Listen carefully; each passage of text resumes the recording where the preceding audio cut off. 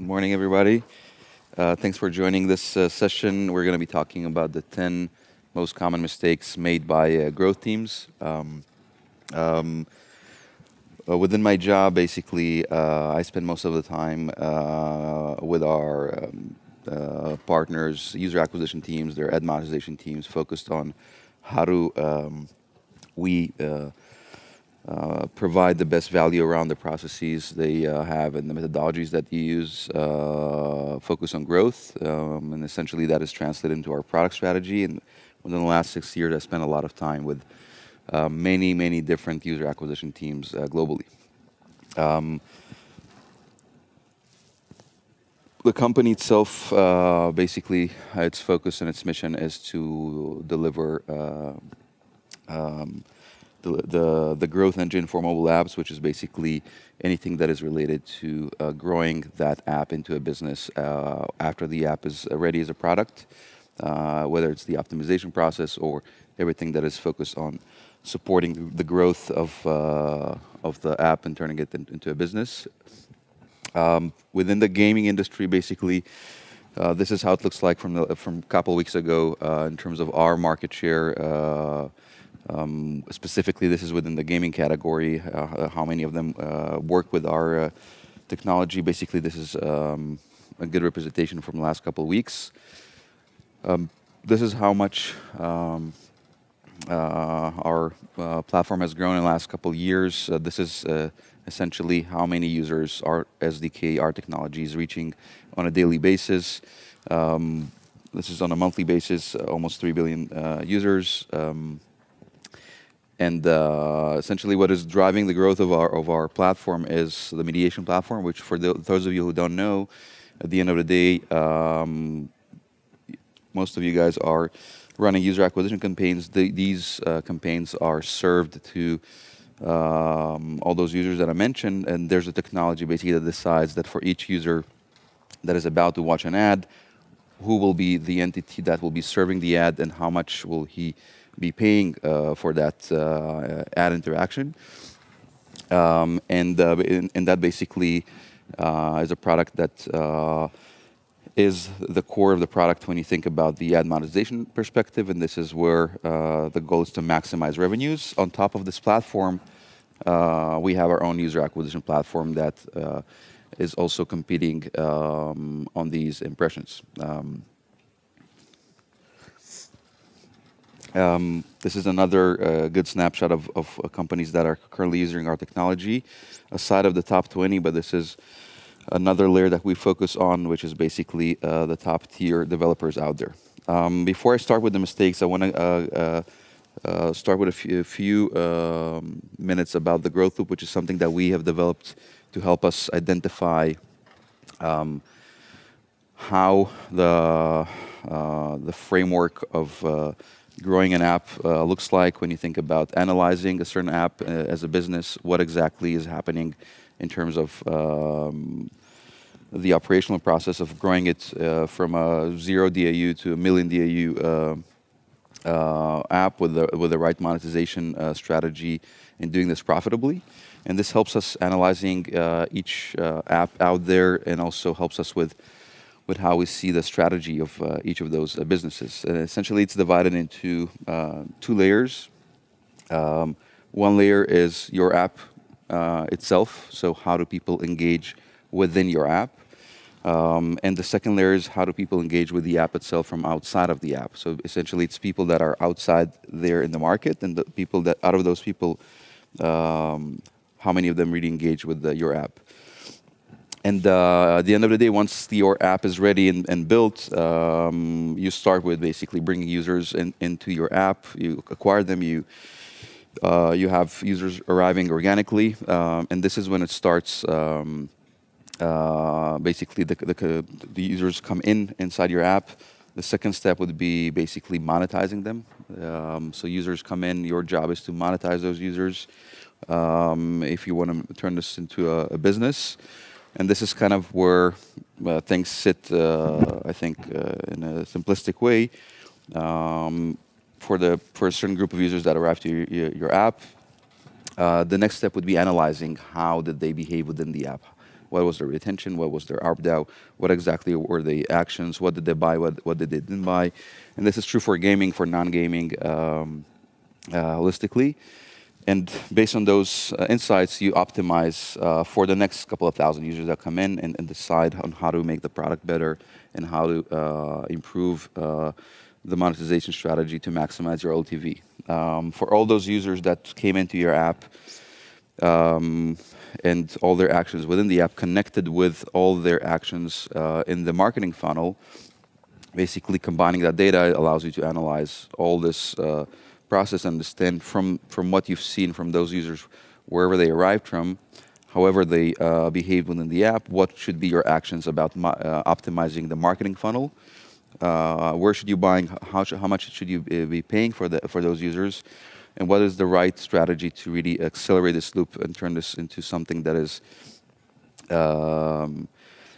turning into a compounded growth loop, essentially. So you start with 1,000 users that came in and monetized to a certain extent, and within a couple of days or weeks or months, you have 100 times users come in and a much better monetization strategy, where at the end of the day, the goal would be for any user that comes in, how do you maximize its LTV, and for the marketing, from the marketing perspective, is how to maximize profit. Let's start with the mistakes. The first one is, I think, a mistake that we've seen kind of divide the market between those that are aware of this and those that do not. Big difference on the side of those who do succeed in terms of turning this into a business. And one of the interesting things that historically, and I'm using a game example here, when building games and building these products, essentially you have your benchmarks, what the retention should look like for this kind of game, how much should those users generate in revenue, and you're trying to decide, do you want to invest in this business or not once it's ready, using those benchmarks. In this example, we have two games, A and B, with their retention and ARPU metrics over 30 days, and it's easy to see that game A has a much better retention, and the ARPU curve looks much healthier for game A. Basically, this means that people that do engage with those games, relatively between those two, people like game A more. They stay there for longer. They spend more money over time, and it looks much more promising to the when you analyze this from this perspective. And this is usually the thinking process where after launch, you bring a few thousand users in and you try to make the product better by trying to optimize these metrics and kind of decide there. But it's not enough, because you're missing the part that is a bit more critical to this whole equation, which would be understanding which of those games can really turn into a better business. And most studios obviously kill game B too soon, focus on A, and that doesn't necessarily mean that was the right decision in terms of revenues. In this example, if we want to achieve a state where we are profitable within 30 days in terms of cash flow, we can't bid more than $1 for game A if we want to generate 5 cents of profit, and we can't bid more than 20 cents on game B if we want to make 5 cents of a profit for those games. This is for the sake of the example. The crazy part here is that the data that I'm showing you, this is real data. It's anonymized. You're not seeing names here, but the game B here was an app that spent a couple of good weeks in the top charts. The biggest questions basically that are unknown is how will the market react to this product, right? So we know how people that decided to engage with the product already did, but we don't know how many people will decide to really engage with game A or B. And think about, if we have a room of 1,000 people and we show an ad for game A and we show an ad of game B, how many of them will download and engage with A, and how many of them will download game B, and we don't know that answer. We have a metric for that, and it is called IPM. It's becoming more of a norm to use it. I'm going to dive deeper later on how this can be implemented, but at the end of the day, IPM is how many installs are generated out of 1,000 impressions. And essentially it represents the reaction of the targeted audience to your product. And it is the biggest unknown factor because you cannot really know that when you are building the product itself. Another thing to keep in mind would be eCPM. Before I move on, I want to introduce this metric as well. Most teams are not utilizing this as a metric. It's usually used on the ad monetization side. This is how ad servers basically optimize based on this metric how much revenue will be generated by a certain campaign, and this is how things are ranked and stacked. But from the user acquisition perspective, it really represents your buying power, which is a big thing to be aware of. And I'm going to go deeper on what exactly does that mean. And to simplify kind of the equation of how do you reach eCPM, at the end of the day, you have your bid, you have your dollar for game A, your 20 cents for game B, and you have your IPM, which you don't know yet. You didn't really answer that question. And that is translated into our eCPM.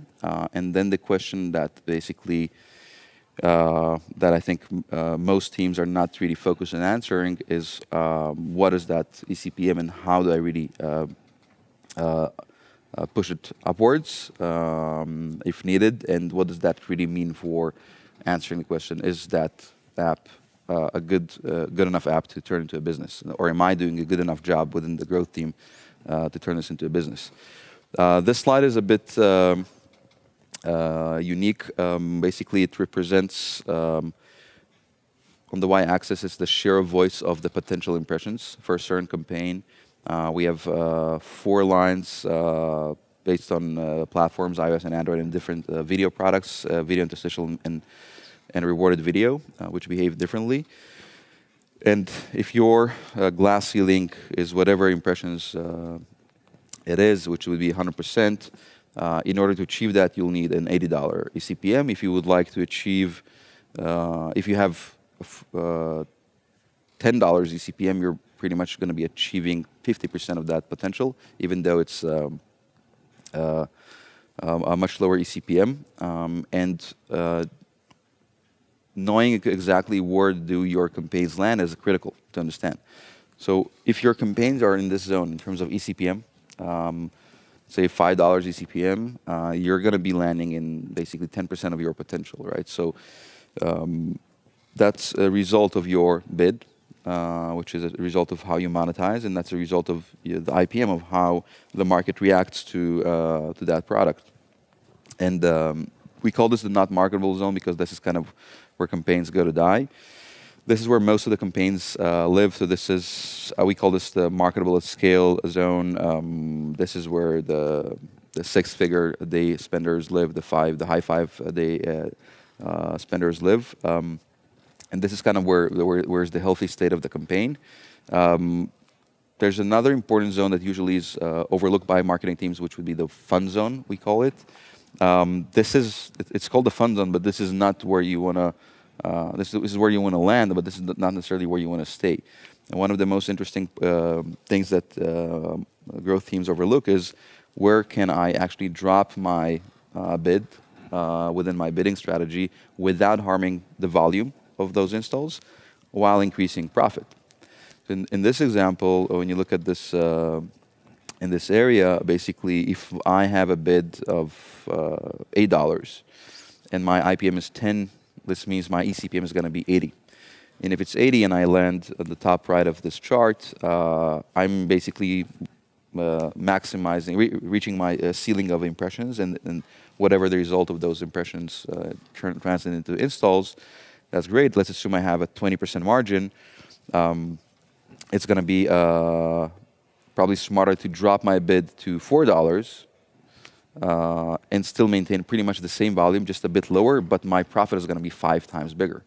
So that's a good example of how to kind of move from the fun zone to the top right of the marketability at scale zone. Is something that usually teams are disconnected from. The part of why is my ad served and who am I competing with, and do I have enough marketing buying power?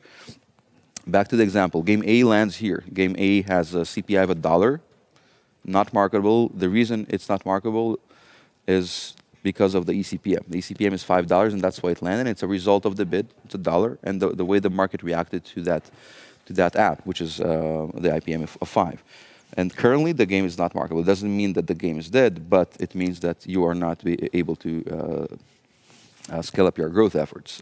Game B, even though the monetization is much weaker, has an ECPM of 10. The ECPM is twice larger with a 20-cent bid, but the IPM of this specific game is 50. So comparing these apps, the market responded to Game B 10 times better than comparing to Game A.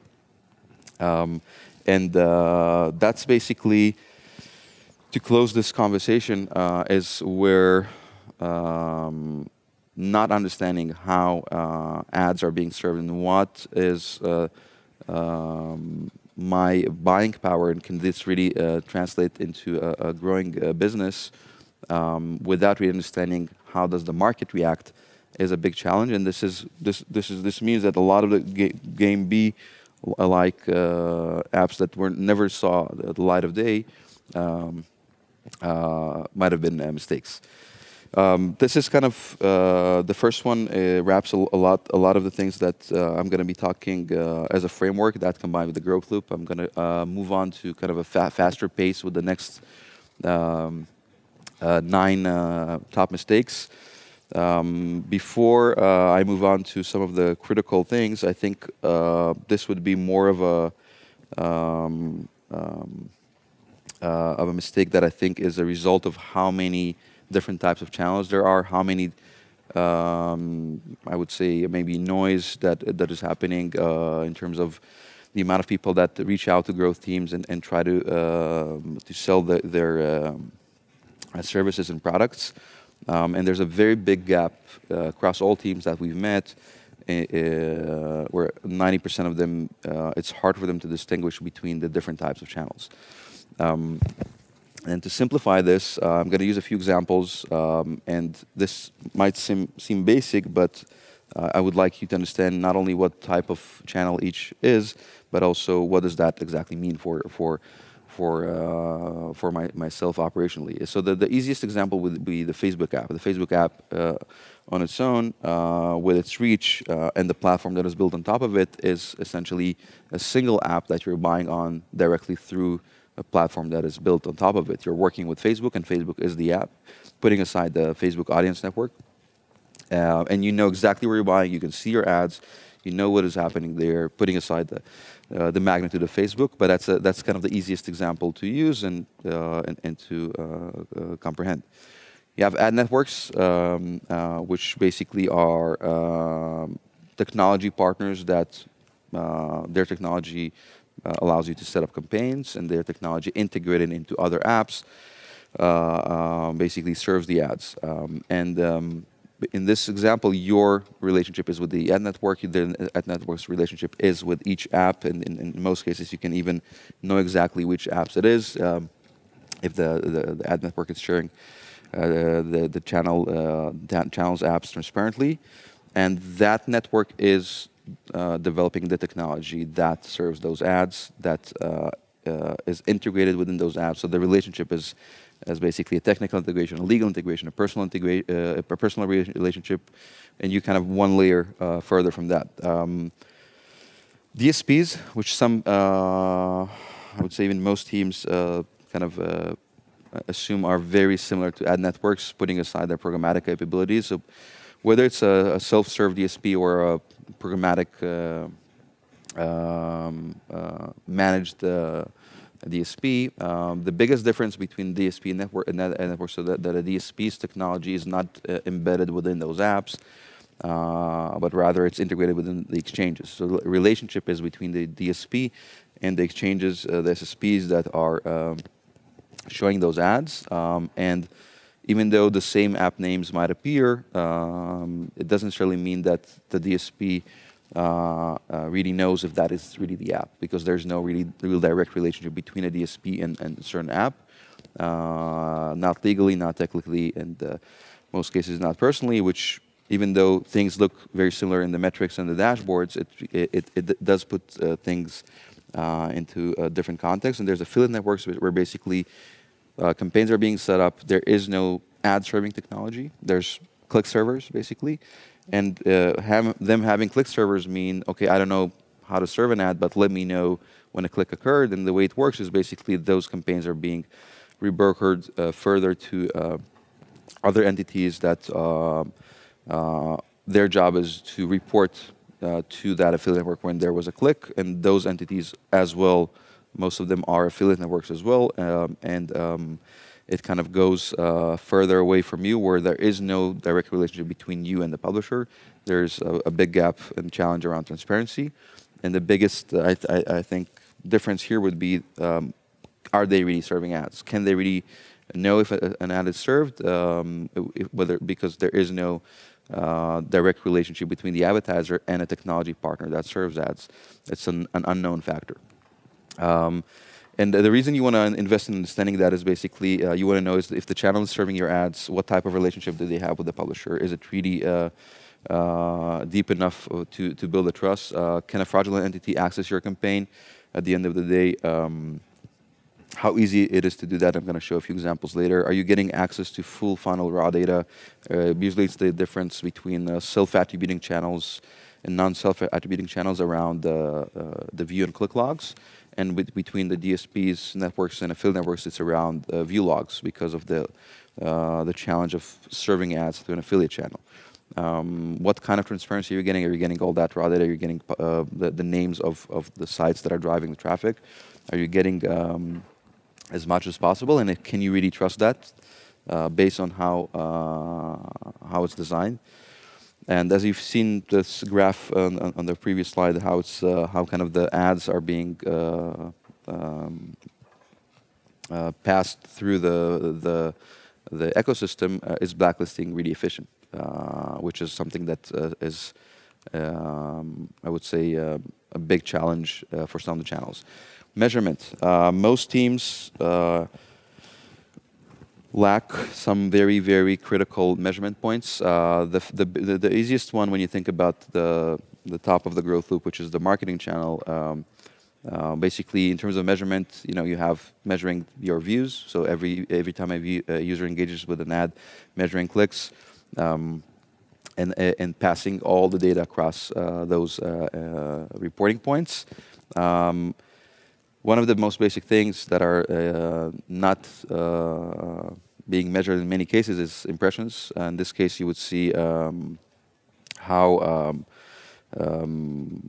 a certain channel might not report impressions. You can't even know its IPM. How a certain channel, the second from the bottom, will have 40 million impressions with 75-cent eCPM, and basically, without measuring everything, you can't measure IPM, you can't measure eCPM, and if you do implement measuring and looking at IPM and eCPM, you will have to implement those things.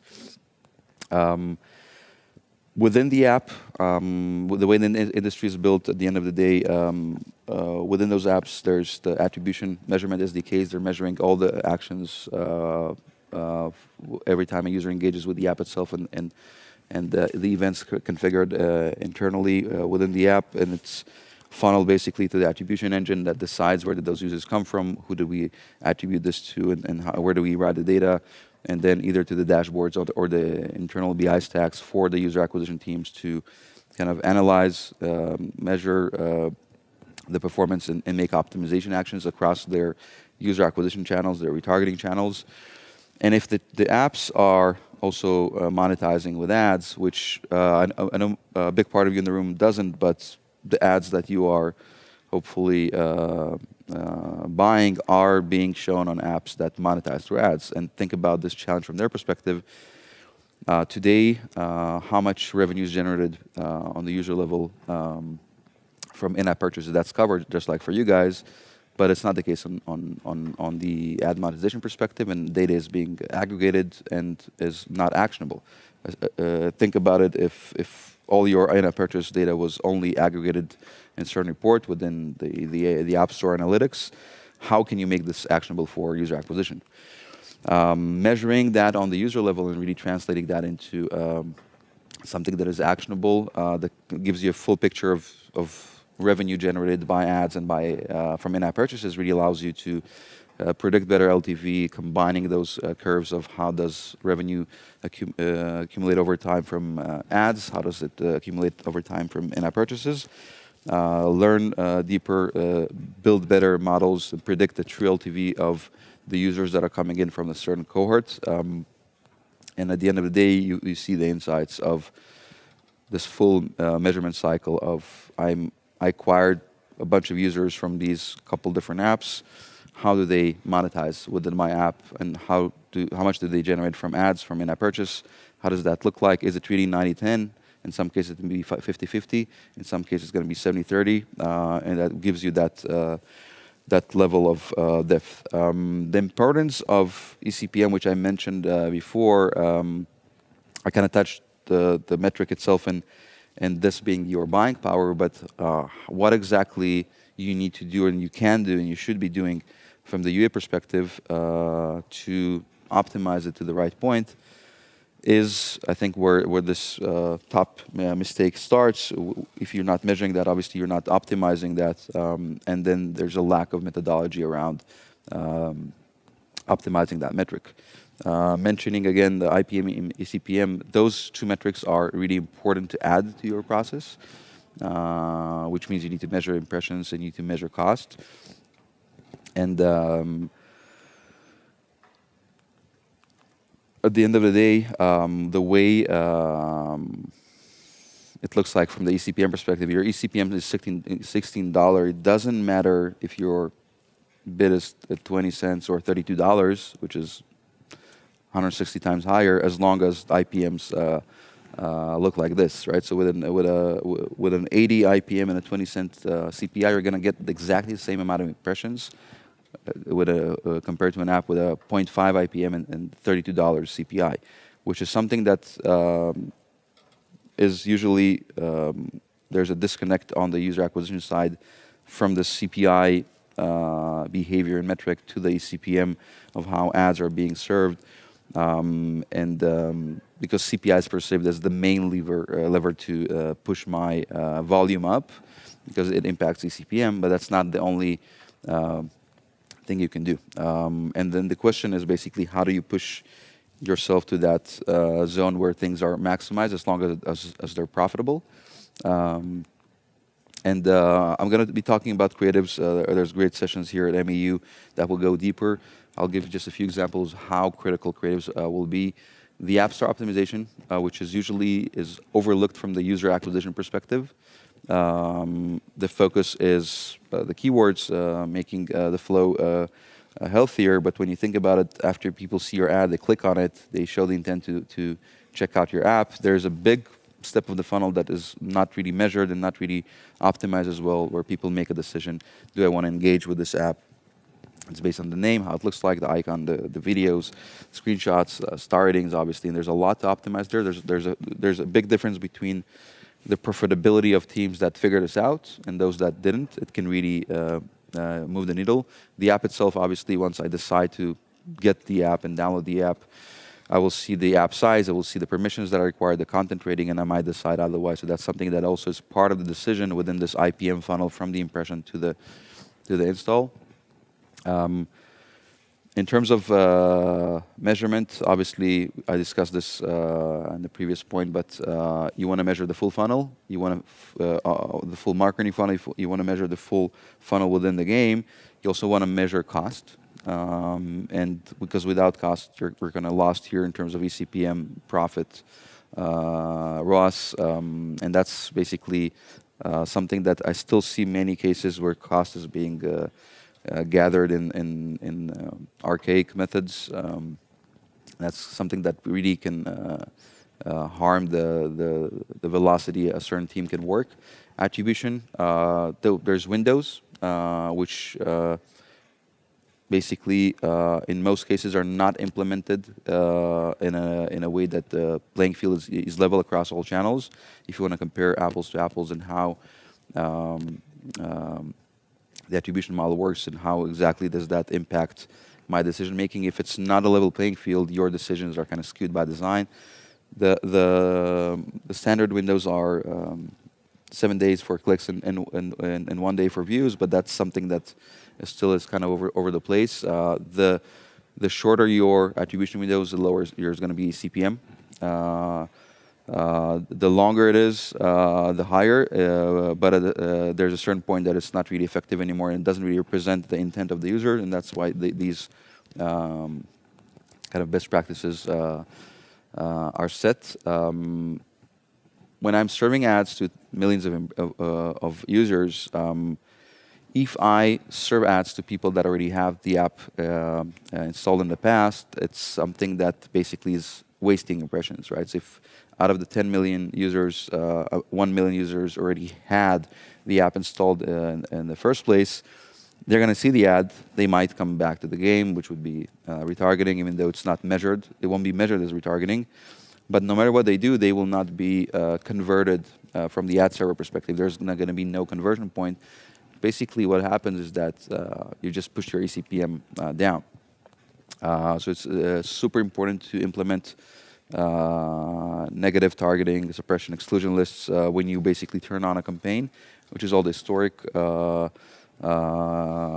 history of the campaign, assuming there's a lot of history there, and also turning on, moving forward, the dynamic process of sharing this across all your partners. Fraud, which I'm going to go deeper in a bit, is essentially the #1 IPM killer, and it's I would say, also the #1 unknown IPM killer. And I'm going to go specifically deeper on that, but that's something that if you are dealing with fraud, it's something that will impact all of this in ways that are usually different than how people perceive. Creatives, you've seen a lot about this. We talked a lot about this, but I think and there's like a great content online as well. The challenge of executing and producing creatives is a big challenge, which really differs between the type of company and who do you work with, how do you really produce your creative, but the impact it has on your buying power and your eCPM is something that cannot be compared to most of the things that I mentioned, because it can really change the funnel. We mentioned this example of how does your CPI and your IPM live together, and what is the result, which is the eCPM. When you think about the process of specifically for a game, when you design a game, you focus on building it, you launch it in a soft launch. The question is, how did the market just react to my app? And that's something that during the soft launch, the mistake here would be not focusing as well, especially within the marketing team, on answering the question of which creative is better, and am I really optimizing creatives?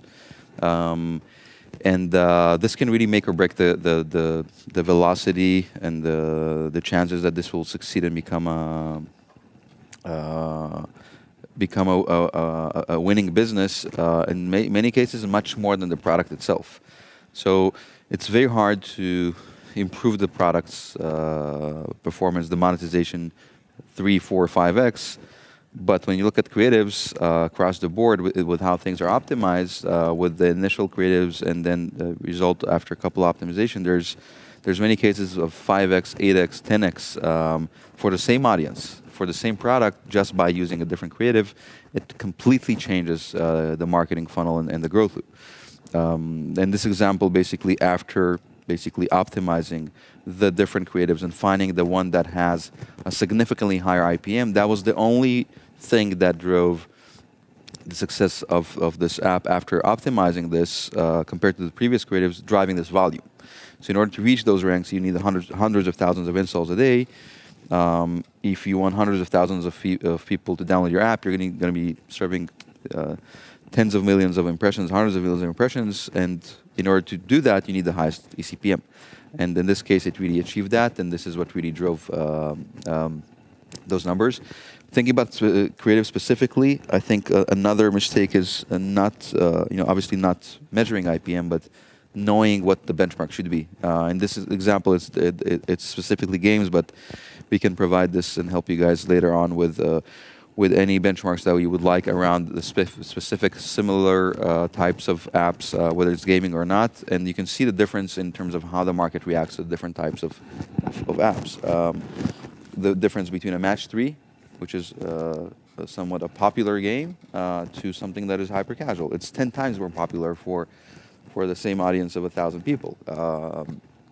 And that can really show the difference of understanding where is my kind of IPM zone for my type of app, and where should I be striving to reach. And this basically means that if I'm building an app, it's ready, it's a match 3, I got a few users in, I see the LTV is 80 cents, maybe 90 cents. My creative is 4, which is basically in the benchmark area of the top percentile. Can I really do much here to turn this into a business? And an IPM of 4 with a bit of $1, that's an eCPM of $4. That's not something you can work with. And there's probably not much you can do on the creative side. But if your IPM is 1 and your bid is 5, you're in the same spot in terms of eCPM, but you can quadruple your IPM if you hit the benchmark by optimizing creative, and that really will be the part that really changes this and grows this into a business. This is something that is somewhat controversial topic. There's the topics of intent and incrementality, and I would say the mistake is how, if at all, they're measured and used and turned into insights, but also how these two are being confused to be too close one to another. This one is basically a representation of what we call the Tpi Analysis. Essentially, this would be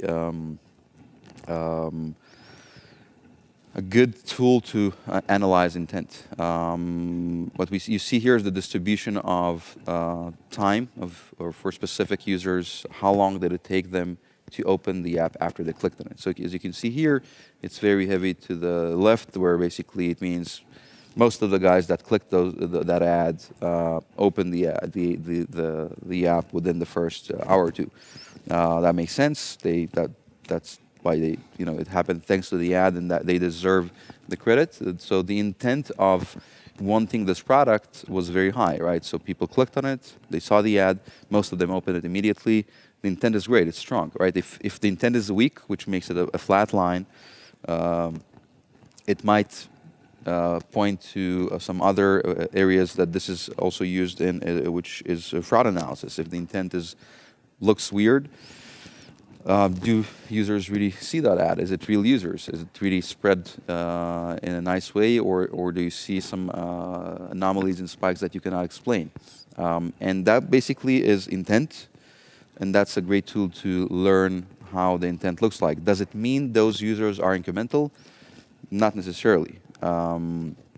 Since ads are shown to users without the ability to predict if someone will become organic or not, a lot of people that would have downloaded your app organically might engage with your ads, and that will be the one that drives them to use your app, even though they were about to download it later on, or this might actually push them away. The best example to kind of challenge intent with incrementality is search ads. They have an amazing intent, right? So if someone is searching Pandora, they want Pandora right now. They want the product. They just search for this. They're about to get the product. In all these examples, the thing that pops up for people that search for these branded terms would be the product itself, the ad for the product itself. So the intent of those users for Pandora is going to be very high. Is that going to be incremental? Probably not as much, to say the least, unless when people search for Pandora, they're going to get a competitor's ad, right? That's a different conversation in terms of your defensive strategy. But here you would see a very high intent, but the incrementality is going to be pretty minimal, if at all. And understanding that, and I'm not going to be going deeper into analyzing what is the incrementality, but understanding the differences between is critical. And there's a lot of stuff that we can share later, and there's also things online about the challenges of measuring that. That's kind of a big thing to understand internally within the teams. Incrementality as a whole, since I'm not going to be talking about how exactly to measure that, because we don't have time and it deserves its own conference, because there's a lot to talk about. Essentially, in terms of advertising, you're starting to spend money. You want this to be profitable, but also to grow your overall business, the amount of visitors that come into your app. And that's what you would expect theoretically, even though it doesn't really look like this, because of how organic cannibalization works and how the impact on organics from paid UA works. But you basically start advertising, you want numbers to go up. If you add another channel, you want this to go up as well. And I want you to think about what really is dangerous here, and that would be the biggest mistake within the incrementality zone before even testing incrementality, is answering the question, is a certain channel incremental or not? And once campaigns go live on certain channels, usually the growth teams focus on the channel itself, how it's pacing, how it's delivering, how it performs, and they do not look at the overall picture. And this is something that is pretty cool. You can also look back and go back in time and just look at all your data broken down by channel, stacked in this area chart, this kind of area chart. You will see that there were cases that channels went live where your overall installs did not go up at all. Does this mean the channel is fraud? Not necessarily. Does it mean it's something that has no value? Maybe. Because at the end of the day, if you turn it on, you start spending more money for a certain channel, you should ask yourself, if that is the result, why should I keep doing that? This is a key top mistake, I think, and this would be the level of know-how. I think it's across the industry of how attribution works. And usually attribution within the teams is dealt with relatively a basic level of training, mostly focused on campaign setup within those platforms, how the tracking link works, how to ascend this to a certain partner or not. But I think really going deeper into understanding how attribution works around windows, different match types, probabilistic fingerprinting methods versus deterministic device ID refer metrics, limit ad tracking and its impact on attribution. This is a big thing that completely changes how attribution model decides to attribute to a certain channel. Self-attributing channels, what does that exactly mean? Are they really self-attributing, or they're just self-reporting while the channels, the attribution platforms give you the right picture of who really deserves the credit and what can you do about it? When does each channel report an impression, if at all? A click? At what certain point did the user really click an ad when a click was reported? Did the user see an ad? Did they start seeing an ad? Did they finish the view? That's something that completely changes the way you look at things, because at the end of the day, this is the platform you use for deciding what to do tomorrow and who to pay and where the money flows, and this is critical. And understanding how all this is combined with attribution logic will allow the team to become more knowledgeable about how easy it is to manipulate attribution. And that's kind of connected to the next topic, which is fraud. I'd say the mistake is that most people still think that fraud looks like this, and it does in some cases still look like this, but it actually, with how attribution works and with how growth teams work, basically, there's a very somewhat easy way to get to a point where fraud is perceived as fraudulent traffic is actually perceived as your best kind of traffic. People are really engaging with that campaign. People are really attributed to that channel. People are spending money. ROI looks good. Volume looks good. When you think about this, and it's also kind of related to the incrementality topic, did those users that you're paying for, did they really engage with an ad? Did they really see the ad? And even if they did they really click on an ad? Because if they didn't, with how attribution works, that's something that is critical to address. And the challenge here in the market would be viewability. Did people really see that ad? And clickability, did users that really click the ad? And currently, the market is far from solving that point. There are some solutions out there, but mostly are utilized by brand buyers. And even then, it's still a big challenge to really kind of embed that into your marketing stack.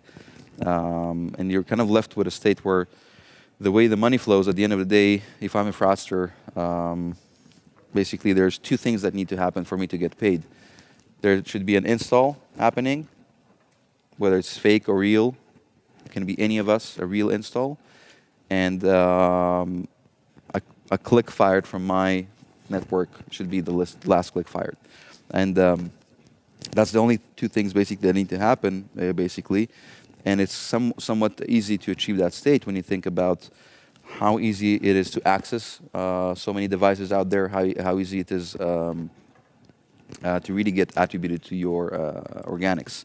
And you're thinking specifically about organics, basically, there's a lot of methods out there that I don't want to go too deep into each, but there's basically methods of fraudulent traffic by design of publishers that are either injecting clicks before you open certain apps for the first time, spamming across hundreds of millions of devices, catalogs of device IDs. Think about how easy it is to obtain a list of like 1 billion device IDs and just take your campaign and fire a billion clicks, which is sometimes what you see across your campaigns, and get attributed to all the organics without even people seeing those ads. And there's many more ways to manipulate that for the channels that are not really showing ads because of how easy it is, right? So there's the challenge there. For the channels that are serving ads, how easy it is for them to decide to report a view a bit before the ad is loaded, if at all, report clicks without an ad being clicked. It's somewhat easy. And it's very hard to really understand if it's happening or not if you're not looking at those metrics I mentioned before, and you don't have this mindset of really challenging how does each channel work, and am I looking at the right things. Domain spoofing, which is basically traffic that comes in claimed to be from a certain site and is translated actually to something that it didn't really happen, but still attribution was last click towards that site that looks great, even though a user didn't engage with an ad. And many more, obviously. Organic aside, fraudsters don't care if a user saw an ad or not when they're trying to basically become last click. They don't know if those clicks are going to be those users are going to be organic or not. At the end of the day, for the organic users, the state is clear. Everything you spend on users that should have been organic, they never saw an ad, though attributed to a paid source, you just lost all your investment there. That's worthless.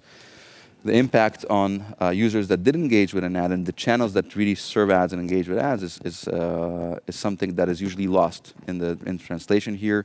There's an eCPM drop on your incremental channels that are serving ads, and this is connected to the #1 IPM killer, which is fraud.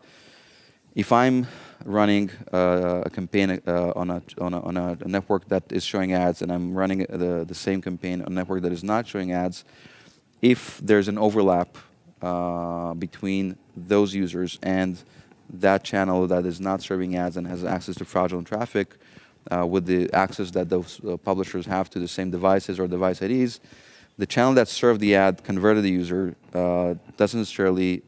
is not going to necessarily get credit for that. If someone else is going to be last click, even though that click never happened in real life, the CPM is going to be lower. It's going to drop the volume of our impressions. So tomorrow you're going to get less users, less impressions, less people are going to see your ad. And this is where the mistake lies, I think, the challenge. And obviously less users overall. And it also has an impact on self-attribution. And you can also, this is another thing that you can go back in time and analyze your campaigns, basically look at the discrepancy between the attribution platforms and the self-attribution channels, self-attributing channels over time, day over day, and you will find that the same day that you turn on a channel that is not incremental, your discrepancy also went up with the self-attributing channels. They will keep serving as usual until you get the point of seeing the discrepancy, dropping bids, reallocating budgets, and actually also driving the self-attributing channels down. So that's something that this is actually how it looks like. By turning on a channel that is driving fraudulent traffic, the impact is not only on organics, but also on the channels that are really driving value, and how that is really impacting ad servers through those conversions. Overall, your business is going down. I'm going to finish in a few slides. I think this is basically another, I think, thing to keep in mind when you think about the mistake of how fraud is treated is the knowledge around attribution, the knowledge around how fraud works, and having the right mindset, I think, is usually not in the right point for most marketing teams. And one of the key things in terms of mindset is to think as a fraudster and what would they do next with how you deal with fraud, how the market deals with fraud. For them, basically, the perfect dream would be become a publisher of a channel that is not reporting transparently full raw data, not reporting publisher names, CPM based. And if that publisher has access to 100 million users, they're just finding a way to load ads in the background, click on them, and get credit for organics and other paid channels. And through that, basically override all the anti-fraud attribution solutions and third-party solutions to deal with that. This is from the last couple of weeks, essentially, except one of them is from last year. While this keeps happening and like there's more and more action taken, there's still a big challenge here, and it's still very easy to reach so many users, so many real users, and basically fire report clicks from their devices or represent their devices and get credit for organics. This is what has been caught historically, but this basically means how much money is generated there and how much is there more to this in terms of the investment of these guys. All of this is real users, organic users that never saw ads on both platforms, Android and iOS, and this has an insane magnitude.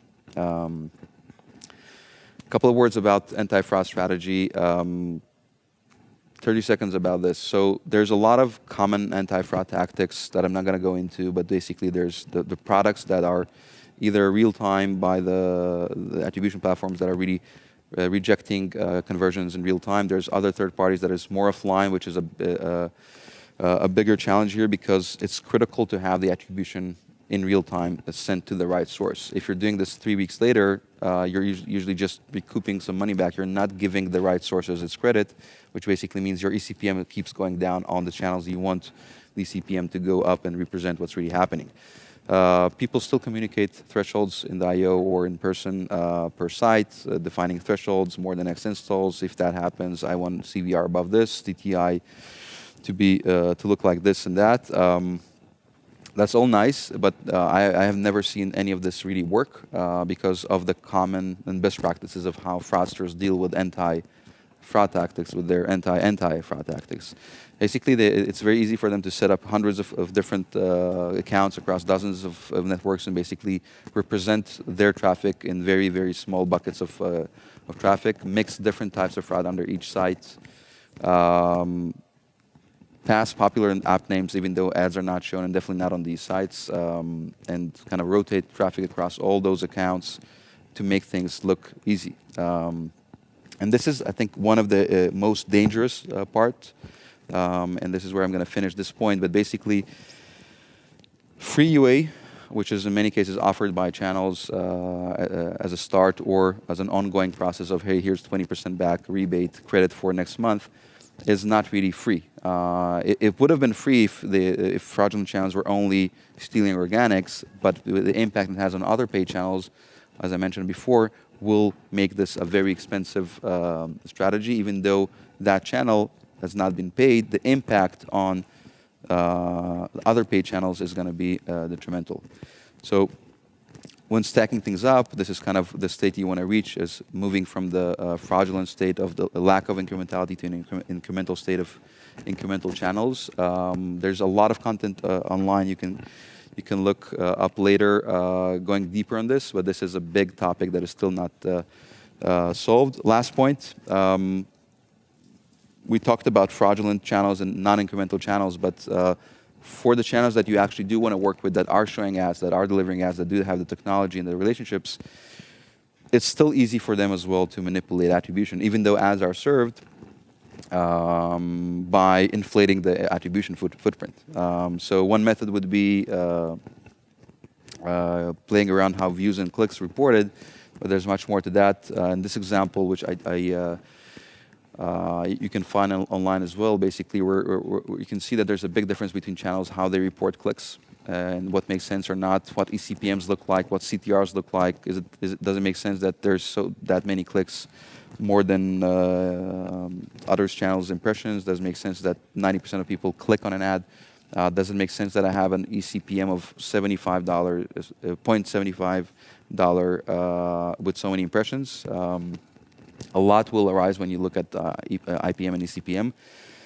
The impact of just doing that, just reporting a click without a user really clicking on it, even though the user did see an ad, which means there is some intent there, is insane on how it impacts attribution, how you get credit for users that would have been attributed organically, which means you get more organic users attributed to that channel. eCPM goes up, which is great, but that's not really what is representing the level playing field, and your ARPU also goes up because you just attributed more organic users, and this means you will be doubling down and investing in more in that channel, even though that's not what should happen. This is just a few examples of what and how can a channel manipulate attribution. There's a lot more to it. Start with measuring the funnel. Looking at things we can also share later on. A deeper framework of how to really address that, which unfortunately I can't go into right now.